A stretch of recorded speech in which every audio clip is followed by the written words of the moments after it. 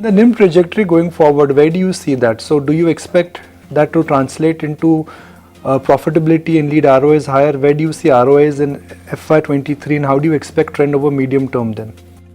This year we have exited at a ROA of 40 basis point. We are quite confident that we would be able to achieve a ROA of 75 basis point at least in the FY23. And if some of the recoveries happens as per our expectation, then we may be in a position to touch ROA of 1%. But definitely in medium term, the ROA of 1 to 1.5% is something which is achievable for us. And this we are seeing in terms of the business growth and the recoveries. I think bank is absolutely well poised to achieve that ROA.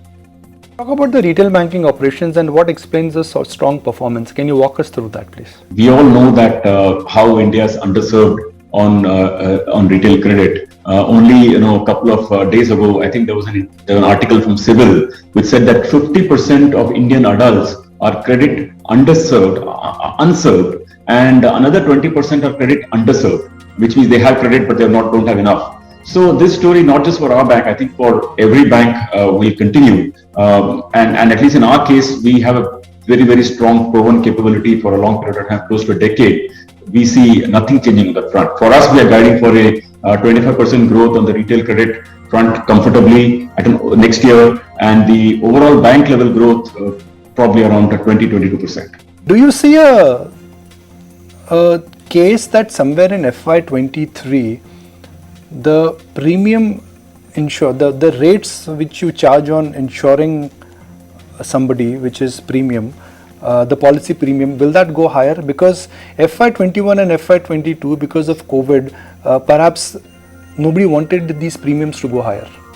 Yeah, you're right in the sense that definitely there has been substantial elevation in medical costs in the last 2 years.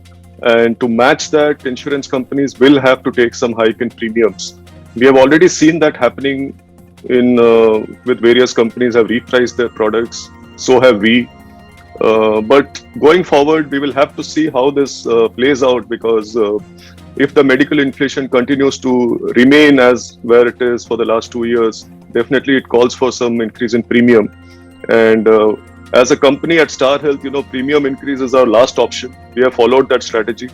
But if the situation does not come back to normal like it used to be, we may have to take some rate hikes.